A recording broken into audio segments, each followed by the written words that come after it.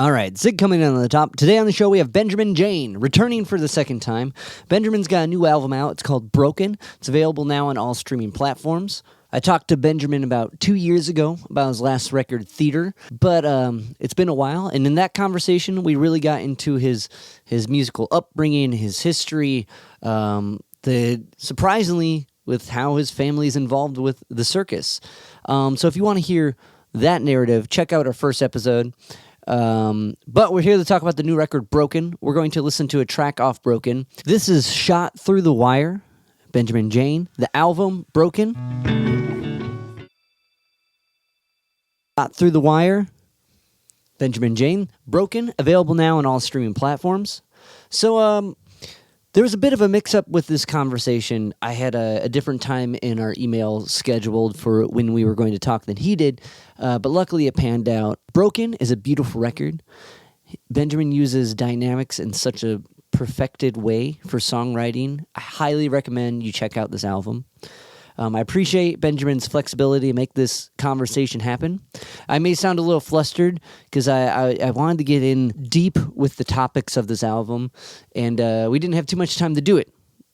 But luckily we did, and I think we hit some heavy points, and I think you guys will get something out of this, not only a recommendation for an awesome artist to listen to, but also maybe taking a point in your life and stopping and reflecting if this is exactly what you want to do, or if exactly this is where you should be. Anywho, check out Broken, all streaming platforms, Benjamin Jayne. Lastly, if you can like, rate, review, subscribe to the podcast in any of the podcast platforms, it helps me keep talking to cool guests like Benjamin and sharing their insight with you. And without further ado, here's my conversation with Benjamin. Yeah. Awesome. Well, first off, I want to start off by saying Broken is a beautiful record. Thanks, this man. is like a huge, artistic left turn from the last one in a way, and so with Broken, what kind of were these because it's an interesting mix of the kind of folk and the kind of electronic. As far as songwriting goes, was this kind of main concept in place when you started to write for this, or were these songs? No. Okay. No, themes for my records are generally are revealed to me after it's halfway done or done. So yeah, I didn't have any real plans. I just the last one was pretty much about political chaos and the pandemic and all that crap. And after that died down, I guess the world kind of quieted down to some extent. I guess I ended up maybe just doing a lot more reflecting on my life after all that stuff. So yeah, and it's interesting because that's a theater was such an outernal look in that lens, and this is very much internal. There's a through line, and maybe it's not. Maybe it just happened to be, but I've heard the line, "Is this happening?" multiple times in different songs. I didn't even realize that. Is that true? I did listen this morning. It's at least two. Is that right? That's why and I should have made a note of the exact two Which songs. ones? Yeah. But I know Love has it. Yeah. And so that and then kind of diving into I always do the listen first and then read the notes from Howard or the advance, and so this kind of self-reflection, and it's interesting. Each song title is kind of a statement too, like how you just said love and broken. You know what I mean? A very key word in a sense where you can really describe a whole scene based on that, and I think you do an awesome job of doing so, and it takes a way different turn than just reading the title. But so this internal reflection, and is this really happening, and this trying to find this person who once was, is this something you've I guess my question is this something you've experienced other people going through, or is this something you've been going through? I think it's a pretty personal record, so I think it'd be naive to say it's really born out of reflecting on other people's experiences. So yeah, I'd say it's probably my own reflections on where I'm at. But I mean, I think it's certainly a very universal concept. Just the world gets pretty busy. The older we get, the busier it gets, and faster time moves. And oftentimes we don't really, we're not really present with ourselves, and we're not really present with what we're doing. We're just, every day's got a routine, and we have obligations and responsibilities. And I think a lot of us get caught up in that wave. And, I see it with my patients a lot when they're like kids graduate high school and go to college, or when they retire and they are in my office and they don't even know what they like to do anymore for fun. Because they were just so busy committing themselves to work and their children and all that, which is great. But I think we all have a lot of us have a habit of getting swept away by that stuff. And so for me, this was about like kind of shaking the dust off and opening my eyes a bit and saying like, all right, I haven't really been checking in with myself in a lot of years. And, are things set up the way I want them set up? Is the world going in the direction I want it to go in? Are things resonating with me? Do I need to make some changes? Do I not need to make any changes? Kind of that stuff. So just stopping is really, yeah. And somebody else used the term confronting. I think that's a pretty good one too. Just kind of stopping and confronting oneself. So I think that's a really important in practice and like moment to take, that moment of self-reflection, because there's definitely there's like that kind of ethics that we have, and definitely in our culture, that if you're not working, you're broke, in the financially and maybe like whatever, mentally or physically. And like and I think it's a positive thing that we have so many people that are so passionate about supplying support for their kids they have, or their job they want to do, to give to a greater good. I think that is a great thing. But when you lose yourself in that, like how you're saying, going down that stream, like the stone that was a boulder now is like disintegrated to a pebble, and like what's left. And that's a really interesting, like, because I see that all the time with and I think we're lucky in the sense, or maybe I'll use I'm very lucky that I found this thing I love to do, which is write music and play songs and like bother people like you and pick your brains about it. You know what I mean? Like, but yeah. Like, and I believe you found that too. And like though it's not like one of those things that may be like the forefront, maybe we're not on tour all the time, like, which would be sweet or whatever, or maybe it'd be awful, who knows. But you know what I mean? Like, yeah. But to have that outlet. And I work at an art gallery, a nonprofit art gallery, and his name's Gadi Zamir, and he does all this amazing wood burnt art. We kind of talk about this a lot, like, especially from the pandemic, when the world shut down and a lot of people lost that thing they do. Yeah. Like, what do you do? And like, we just kind of kept doing the same things we would do, like, I just found for me, it was a routine of figuring out how to do that thing. And like, but to kind of have that moment, to take that time to reflect, I think it's a very like emotional like rabbit hole, and I think that comes through on this record, is all these different places, because it goes into doubt, it goes into worry, it goes into like, did I do the thing I want to do? Am I doing that? And like, so like being someone who like just writes songs and kind of like reflects on them later, like when that through line came through, like is the practice just like writing a tune a day, or what's that look like? My practice is, well, I guess when I'm releasing a record, I stop. I want to stop playing completely, other than learning how to play the songs I just wrote. Because the way I record is, it's compiling, textures and using digital stuff. And so when I'm done, sometimes I don't have to play my own songs. So so when I release, I kind of spend time learning those songs to play out a few shows for the release. But then I die down for probably like 3 to 4 months. Don't do anything. And then when I get back into it, I just set up. Forgive me, I'm a little out of breath. I'm doing housework before kind of while we're doing this. It's okay. You're good. You're good. I feel we got that time mix up, so we're fine. Like yeah. Yeah. So I just set the studio up, and it's there and ready. And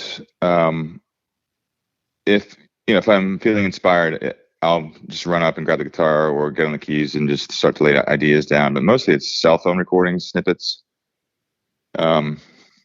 Just like 5 minutes, 10 minutes here, where I'll noodle and put a snippet on the cell phone, and no real clear idea as to what I'm doing. And if something kind of comes through, then I'll head upstairs and put that idea on Logic, just so it's more permanent. And then I start to build upon it.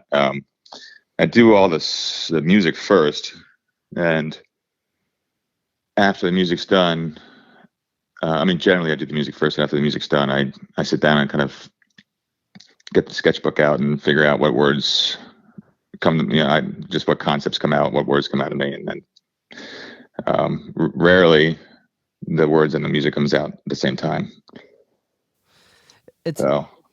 I've started trying to do that kind of approach in a way. So I really understand where you're coming from with it, like writing separate, like having a melody and a chord progression at once, and then pausing after like coming up with these ideas, and then going and doing some like object writing, and then trying to piece together a narrative through that. And it's been a very interesting process, because I've always done it the uphill battle, where I've like sat down, tried to sing and play. I'm like, oh, there's a melody, let's write a line, which was insanely tedious.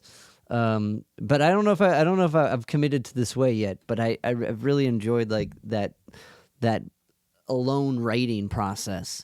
Now, has this always been your kind of approach? I mean, maybe the setup's been different, but yeah, for the last 2 records, the first one had my sister involved quite a bit, and so in that way we were shaping narratives together, talking about what we wanted to sing about or communicate to people. And so we come up with an idea for a song, and then one of us would pen the words, others would edit it, and so we kind of workshop it.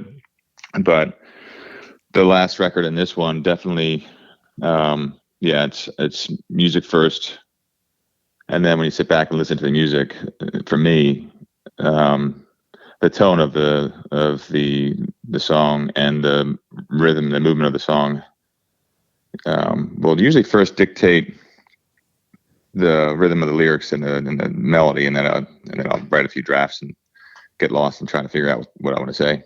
So, was it she's still in Barcelona, right? She actually moved to Italy a month ago. Okay, cool. Yeah, but still pretty far, because I heard her voice on, what's the tune? Love. It was Love. Yeah. Okay. But so in like this is for this one, this seems much more you're doing. So was this kind of like, was there any collab writing as far as like, or just kind of like maybe add this, like? Yeah, no, there wasn't any collaboration on this record or the last record. After the first one, she actually opened up. She started her own company teaching English and Spanish over there. And that's right. Yeah, so she got pretty carried away with that, and then my motivation was pretty heavy. So she found it kind of difficult to keep up with my ambition. I was just writing a lot and I was pretty involved. So, what was the question again? Oh, yeah. So basically, I still like to share my stuff and get ideas. I get some ideas from her about if I'm going in the right direction. She give me thoughts about how this is going. And I like to use her vocals in the background on a song here and there. And she also continues to write her own material. And so it seems like every record I make, she'll throw 2 or 3 tunes at me and be like, do you think any of these would work for your record?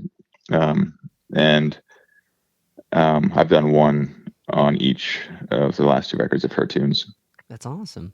That's such a cool, like, I don't know, because last time we talked, we really got into like the farm and like the creative environment you grew up in. I remember leaving that conversation like, oh, that's so cool, and, you know, like, so that's so cool that you guys can still do this, and it can be a project like this that sounds very, very personal. And I guess the reason I asked if it was coming from you or from other people you've like been around is because of your job. But we kind of touched upon that earlier. I wanted to clarify that. But like, one thing I really noticed this time is, and maybe it might be just because I listened to Nick Drake more in-depthly since we last talked, but his influence on some of your vocal stylings, like on the second tune and the last tune, like, was Nick Drake always a big influence as a songwriter? So to be honest, I come about that style without his influence. That's even better.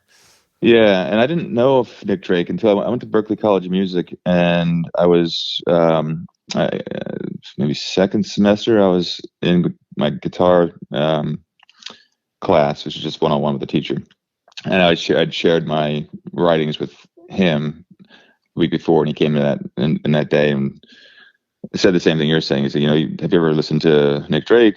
And I was like, I've never heard of him. And he's like, well, check out his stuff. He said, your stylings are pretty similar.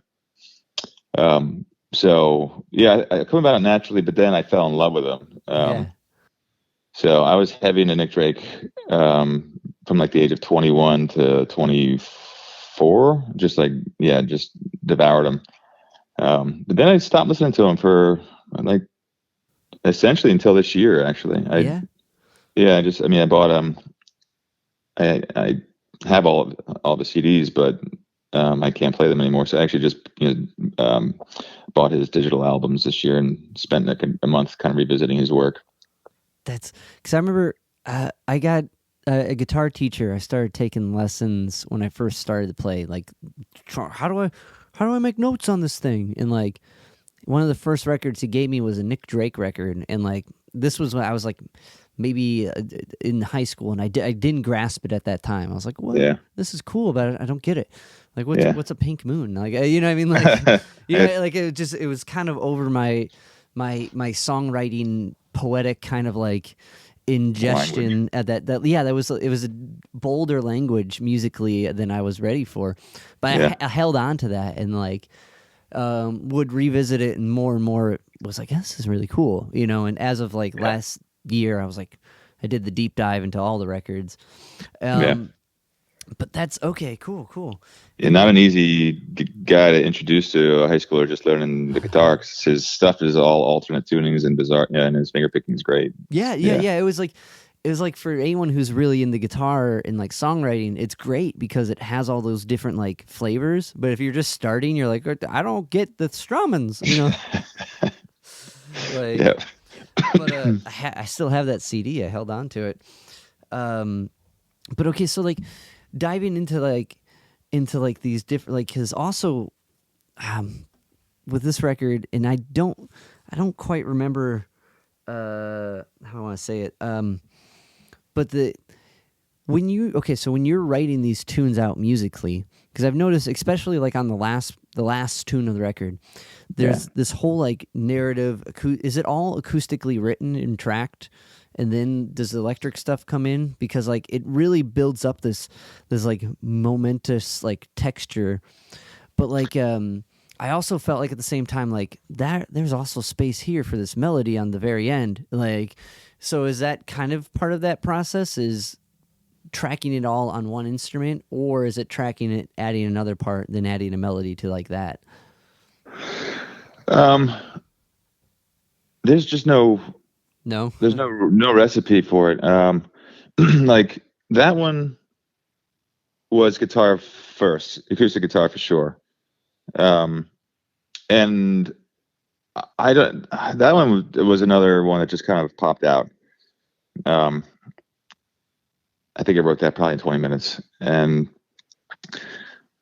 thanks, man. So yeah, definitely acoustic first, layered it with the acoustics, and then and the melody came out pretty quick, and the words at the same time. So the two songs on that record, just the words and the guitar happened at once, were Broken and Good Night, Goodbye. And both of those, then afterwards, I layered them. So, and actually on the last one, Good Night, Goodbye, the end outro guitar, electric guitar, kind of heavy stuff, is actually the second half of Broken. I thought that was going so okay, because I'm like listening to this. I'm like, I feel like this is like a reoccurring thing. I feel like I've heard this before, and like I would immediately what I did was I jumped to the first track. I'm like, is it a circular thing? And like I'm like, nope, that isn't it. This is a different key. That's cool. That's cool. Yeah, and I mean, it probably should have cut it and made it its own thing and called it Broken Reprise at the very end. I think that's better. But yeah, cool.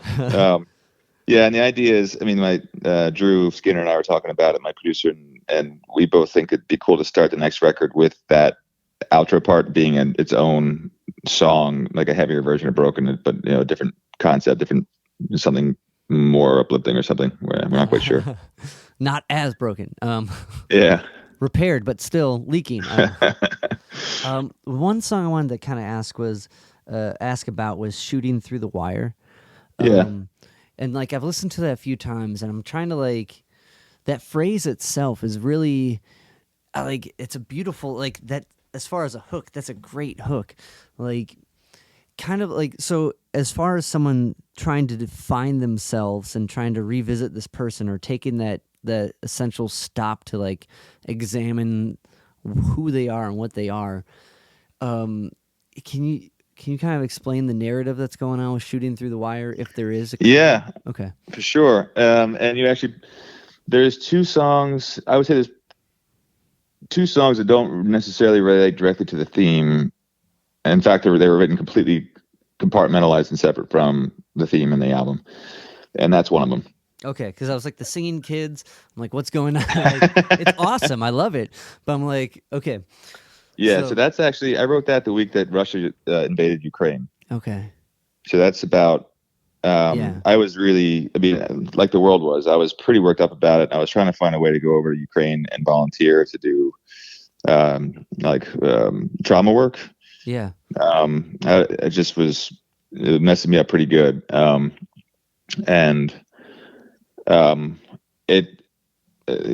would have had to, from what I understand, because another colleague of mine was going to go over and do medical work. It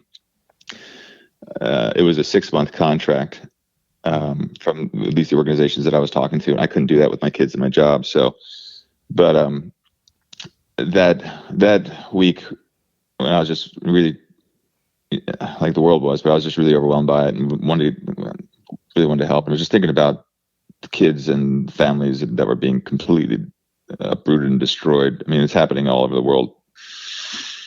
In different countries, I don't hear as much about it for some obvious reasons, but so that's the inspiration for that one. It's just kind of, if you listen to the lyrics, it might make a lot more sense now. And why is the sun rising? And those are it's artillery, buildings are dancing. It's they're falling apart. So that's beautiful metaphor. Yeah, that's why it didn't make sense to the narrative. yeah. Like my first listen through, I'm like, oh, this is a deep cut, and then I read it. I'm like trying to piece this together to have the right way to ask that question. But that's like, and it's a very beautiful tune. Thanks, and man. I think that's so badass of you to be willing to try to figure out a way how you can jump board and like help out. Like I did a fundraiser in Cleveland for a doctor who did the same thing. He had or wanted to do the same thing. He went over and did medical work on the field, and I hope he's all right. But we did a couple fundraising shows in Akron, and he made it through. Yeah, it's such a fucked up situation. But there's a bunch of them going around for sure, especially now. You know what I mean? But yeah. Oh God. Yeah, but I mean, I'm not at all. I don't get any credit for anything. I didn't go anywhere, but it was myself and another colleague who really, really wanted to. It's just again, from what we found, it was too long of a commitment, and of course, my wife and my kids weren't necessarily thrilled with the idea of Yeah. me being in harm's way, but it I don't know, it just fucked me up pretty good. That's all. Well, I think showing and even being like, I'm thinking about doing this, it shows everyone around you that these things you can do a thing. You know what I mean? Even though Yeah. eventually you didn't do the thing, the fact that you thought, considered it, and were taking like at least thought actions to figure out how you could, I think that shows everyone around you that they can do it too, you know? And like little things like that, those are seeds that you implant in your mind that grow to who knows what, right? Yeah. And like, The more of that going around, the less of the crap we'd see, exactly. for sure. Um, And the other song I'll say that is a standalone is The Symbol. Yeah. That has nothing to do with, on the face, it has nothing to do with the theme. That's about Batman. That's even better.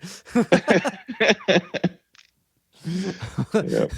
That's the most beautiful song about Batman I've ever heard. Holy shit. Oh, well, I just saw the Matt Reeves movie. Yeah. And but I can hear that being in the soundtrack. That makes sense, like the tone of that film. But sorry. Yeah, and I'd love to get it to him to check out, to put in the end credits or something. I mean, that's it's definitely inspired by their use of sound in that movie. I just did my own thing with it, but yeah, it's just the cinematography in the movie was just great. So like I was visualizing it into music, and so that's where that one came from. The one thing with that too, the music in it, I swear, because it started off with that Nirvana song, right? Something in something in the way, yeah. Yeah. And like it had that like whatever that, I think that's like D F sharp, so that's like a 1/6, or it's either the inverse, or no, that'd be 1/3. Either way, it's like a minor interval, and I swear I thought it was like, isn't it like E minor over G over C, or is it an E minor into an E minor inversion? So I can't. E minor into G. Okay, well, it's still like that minor third thing going in the bottom, right? Yeah. So either way, like it's, I swear the orchestra like had that like that interval through the whole like first chunk of that film, and I'm like, this is like they're really riding that. That's cool. Well, they also, for me, it was like you guys just ripped off Star Wars, because it's the two notes that they use in that film are this, as far as I can tell, are the same two notes for when Darth Vader walks into the room. They just omit they just omit like one note. So very, very similar. But it's an interval makes that tension, right? So, and like I believe that's also a minor third for Imperial March. But that's crazy to big picture wise. That's kind of crazy that an interval of a ratio of two tones can set this whole film, this whole story. Yeah, like how you go through an interval in your life. You know what I mean? You have this kind of like distance to one point to the next, and where you stop on that point and look either is a minor or a major or wherever. It's an interesting kind of like philosophical reflection of like intervals and looking back and points and how moods are set like that with like minimal like kind of, I guess, theory, but like big emotional. Yeah, I mean, for sure. I mean, going back to the Imperial work, theirs was more involved. Sure. Yeah. And this was reduced down to, just as you say, it was like that concept reduced just down to the bare bone minimum, and it was so effective. As you said, it's all you needed. Yeah, right. And that's kind of like Nirvana music itself, especially that song. That song was very like just him, and I think. Well, I guess I might be mixing up with like the acoustic version where they have the cello. I don't think that was on the record. Yeah, the band comes in that tune. Right, but still, it's just like simple. It's got two notes. Yeah, the whole thing. Yeah.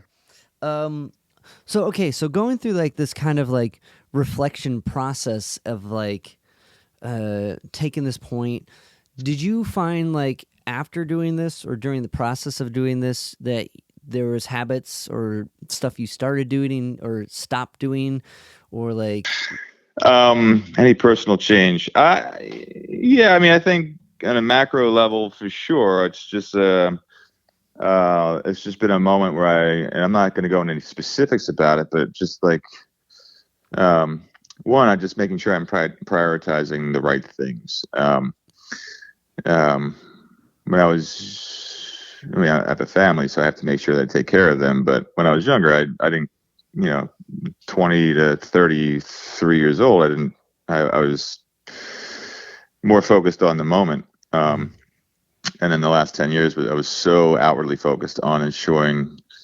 I succeeded academically, professionally, so I could take care of the family, and I was always present for them, and then, which is you need to do. But it was the more I chased stability, financially and otherwise, the more I would say, the more away from myself and unhappy I was becoming. I've been happier making $15,000 a year, living in a crappy apartment in a rundown city than I was when I was so busy and focused on things that didn't have much to do with living. Right. So I think the priority is to say, can I do this for the rest of my life? And the answer is no. I'm not going to do psychiatry for the rest of my life. I want to simplify my footprint so that I can focus on living. So, I mean, that's the macro kind of takeaway. And other stuff might be more personal for me. So I'll leave it at that. No, I totally respect and appreciate that. I think that's like it's hard because you get in the gears of those things, right? And you really start like, well, I can do this. So I guess as far as someone trying to like take that moment and like, what would some advice be to kind of analyze those steps for someone in a different, in just any context, right? If someone's feeling like overwhelmed and trying to like grasp, because that can be a heavy hit when you're like, what am I doing? Yeah. What are like maybe like some basic steps, maybe something you would tell your patients, or maybe something you found yourself doing to like. Well, I guess I would say look at what you need, right? Start with what do you need? I like absolutely need. What do you love? What do you like? And sometimes people forget that. Maybe I already mentioned it, but so this record does reflect my patients in that, like I said earlier, a lot of them get so busy they forget a lot of the aspects of who they are, what they like, what they love. I'll literally ask somebody, what do you like to do? And they will say to me, I don't remember. So what do you need? What do you love? What do you like? And reduce that down as simply as you can. And then I'd say practice mindfulness. Get into a daily mindfulness practice, move your body, connect with nature, pretty simple stuff. Right.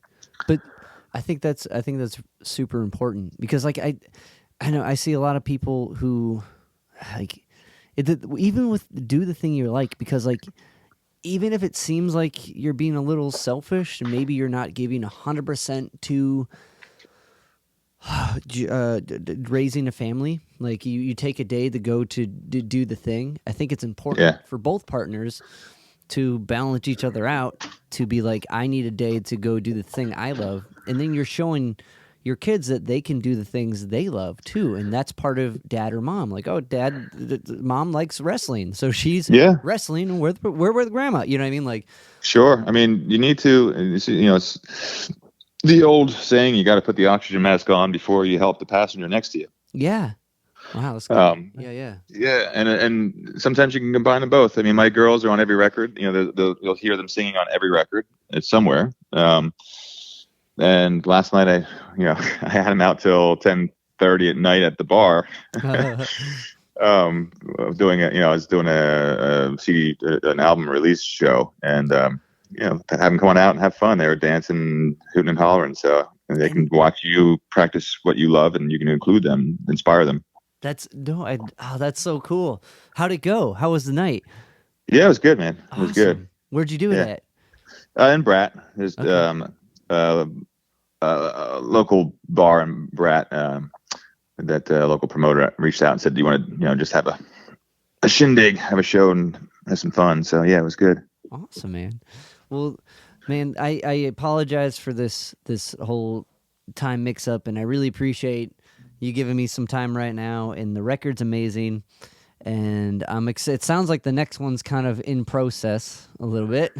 Yeah, I have a song that didn't make this one that I was disappointed in not getting on it because it kind of juxtaposed the overall message of this one. It's called "There's Beauty Everywhere." It's kind of an uplifting rock song. So that one's done. I mean, it's written, it's done, and we need to redo some of it because it's just the timing's off. And then I have that idea for the outro reprise. So it's I'm going to start working on that one probably in a month or two. Sounds like the yin or yang to this one. Yeah, for sure. I think that's probably the way it's going to go. Yeah. That's awesome, man. Well, next time when that's ready, let's talk again. And I really appreciate it, man. Thank you so much. Yeah, man. Good to hear from you again. Likewise.